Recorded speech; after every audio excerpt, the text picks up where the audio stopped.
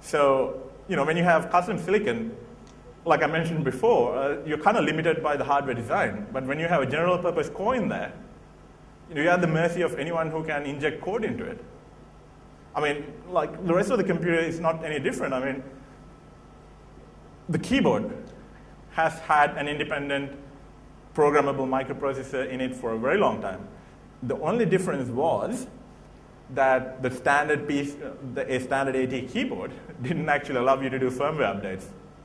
So you were kind of safe there, and it wasn't really dealing with a lot of structured data, so you couldn't really exploit a vulnerability or anything like that. Well, maybe you could, but I didn't know about it, so who knows. So you look at some of the keyboards out there today, like some of the more gaming keyboards which have all the other kinds of functionality, and you look at some of the firmware updates of these things, it's like, it's a bit of code out there. So you wonder what kind of functionality these things have. So I'm going to get back to that. So before that, let's look at some of the other stuff. Okay, so we know that your keyboard has a programmable microcontroller, field programmable if you're lucky or unlucky, whichever you look at it. Your optical disk drive definitely has a field programmable general purpose microcontroller in there. So does your hard disk. A fair few of network controllers do too, and a lot of multimedia devices. And even some of the more security sensitive things like there was a field upgradable general purpose CPU in one of the PCI memory acquisition cards that I once looked at. I mean, talk about being owned, right?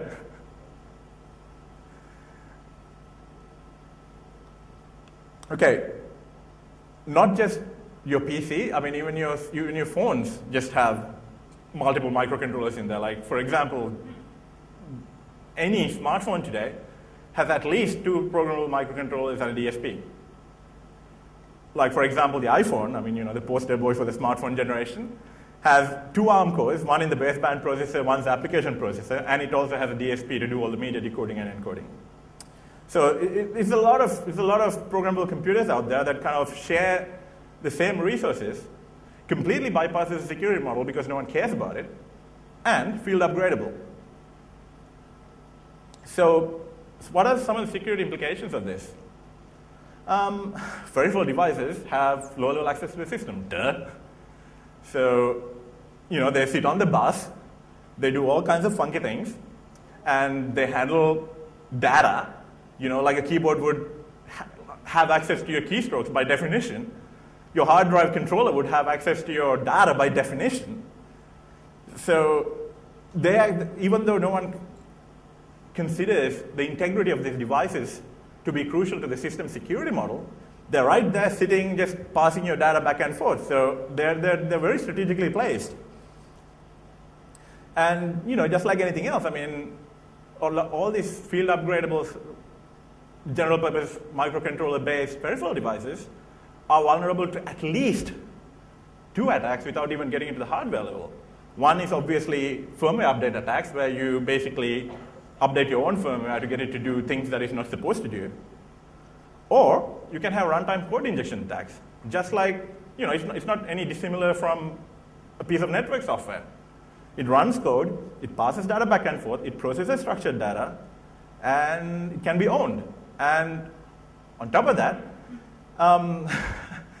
put it this way, electrical engineering crowd is not exactly on the cutting edge when it comes to getting security right. So it's pretty mad.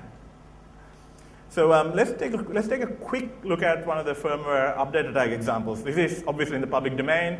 You guys can go and have a look at it in detail if you like to, because you could probably spend 2 hours explaining how it was done. It's very cool. Basically what they're doing was they basically reverse engineered one of the Apple firmware updates for the Apple aluminum keyboard.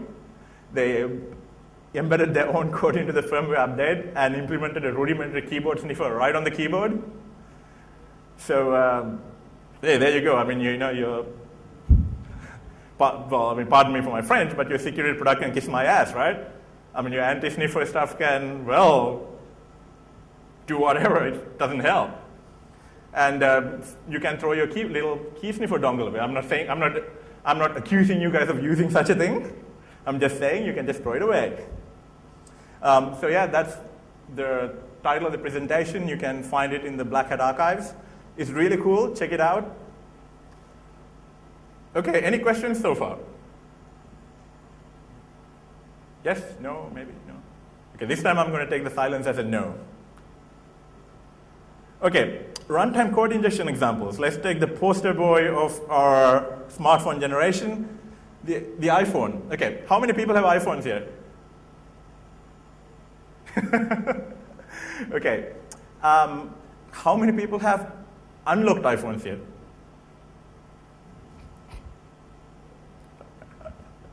Okay, the iPhone unlock is quite interesting.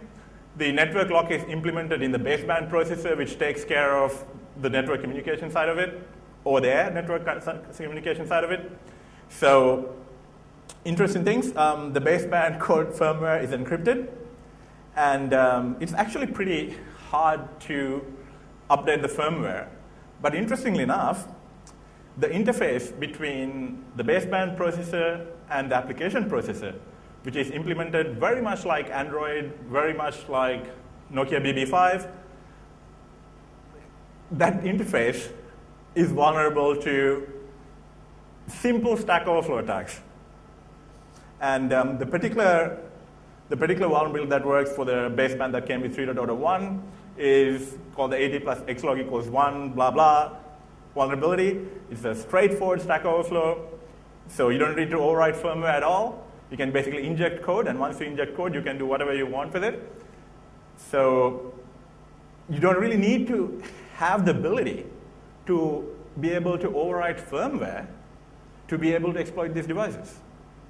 If they have a vulnerability, just like any other piece of software, you can exploit them. And the iPhone wiki has some disassemblies of the actual ultrasnow code. They have brief description of the vulnerability as well. And obviously, you can download it from CDR and you can have a look at the code yourself. I think you might be just breaking the end-user license agreement on this, but not that I would encourage that sort of thing, obviously. Okay. So now that you guys have a quick, rough idea of what the kind of things that could be done, let's take a quick look at the evolution of malware so far in terms of the motivations. So, I mean, obviously it's no secret at this point that there's money in malware, right? I mean, malware has been industrialized, so to speak. So there's a lot of infrastructure built for malware. There's like a lot of specialization in the malware sphere. I mean, there are guys who write libraries for malware, libraries for rootkits, so on and so forth. And because of this commodity code base, it's constantly increasing in sophistication. So malware is going places. And I mean, sure, the security products are trying to catch up. They are catching up, not catching up, trying to catch up, the traditional cat and mouse thing. And it is not very difficult to imagine that sooner or later, my guess would be sooner, that they would wise up to some of these things and start messing around with some of the opportunities offered to malware authors by a lot of these peripheral devices. Now, one of the key things about the malware problem, particularly, is that these days, unless it's a targeted attack, for a lot of malware, 100% exploitability is not a requirement. So keep that in mind, because we will come back to that. That's a bit of a crucial feature in this battle, because you will see later on that it's a problem for the security community, but not necessarily for the malware writers. Okay, so targeted attacks are getting more prevalent, and targeted attacks are getting actually very, very sophisticated as well. So it is not inconceivable that they will be moving into this type of thing on a more massive scale in the years to come, unless we wise up now and clean up some of the mess that's been left behind all these years. Okay, so from the malware perspective, why would you want to run code on peripheral processors? Well, the threats are not mainstream, so security companies don't deal with it, care about it. have infrastructure to address it. It's a massively diverse device space out there. Everyone does their things their own way. There's no standardization whatsoever. So it's a problem for security vendors because they have to go out and research, maintain the skill base, build technology to deal with, and support a massive number of devices that are out there. And at the same time, there is no OS infrastructure to do that either. Like there is no standard OS model to do integrity and security verification of devices. There's not even a standard OS model to maintain some of the firmware updates for these devices. I mean, it's just as bad as the software security update situation. Everyone does their own thing, but it's a little worse because if you have a piece of software that is not privileged, you can update to do whatever you want to, but you're kind of stuck within that privilege boundary, within that security domain. But when it comes to hardware that has so much access, specifically some type of hardware, like you're asking for trouble, right? So, like for example, if you were to look at, like when I was talking about this to someone else before, they mentioned that when we move to virtualization, when a lot of things move to virtualization, this is not going to be a problem. Well, yes, if you're dealing with virtual devices, this is not going to be a problem, right? But obviously, then we're going to face with the problem of the virtual device implementations. But I mean, that's a different ballgame. But if you're looking at where things are heading, where we are going into IOMMU architectures and getting into virtualized devices and pass transactions directly to them, you still have this problem. If you, like on the iPhone, if you manage to get a legitimate request out to a device that you know is going to process, like say, for example, running some type of GPU code, or some type of, like getting the sound card to do something silly that is kind of sort of supposed to do, but not in the same way, you still reach the hardware device. I mean, it goes through multiple layers, but you ultimately have to hit the hardware device. So there's still opportunity to own this hardware, just like with the iPhone baseband. You can potentially still do direct runtime code injection. So you might say that only the hypervisor or high security domains will be able to update the firmware on it, which is fine, but you still have runtime code injection problems. So virtualization doesn't actually solve the problem. It kind of mitigates it a little bit, but not really. So look at malware analysts. I mean, malware analysts are largely dealing with x86 code. They have all the infrastructure. They have the knowledge base that was built up for 20 odd years. They have all the software. I mean, not to say that we're all on top of things. I mean, there's still some challenging stuff out there, but this is a whole heap of new problems because, I mean, okay, how many people here have actually worked with an MELPS 740? It's a core from Mitsubishi, I believe, and Renesas uses it too. And well, probably you guys, some of you guys might have worked on the ARM because ARMs are quite prevalent on the smartphone side of things. But yeah, there's like so many processor architectures used in these microcontrollers.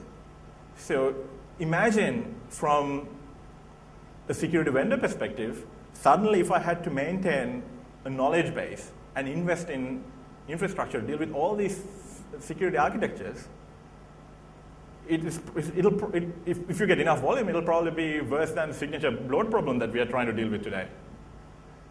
And the other thing is a lot of these devices are undocumented. I don't know how many of you were here for Joe's talk in the morning, but one of the things that Joe was saying was that a lot of these devices are built around reference designs. And yes, that is true. So you can learn a lot of information from these reference designs and other side channels. But there are a lot of other classes of devices out there. For various reasons, they wouldn't even give you access to a reference design or any literature other than the basic data sheet for contractual and license reasons. For example, optical disk controllers. DVD CCA do not want you to mess with low-level chipsets that deal with optical drives. You will not get a vendor to return your call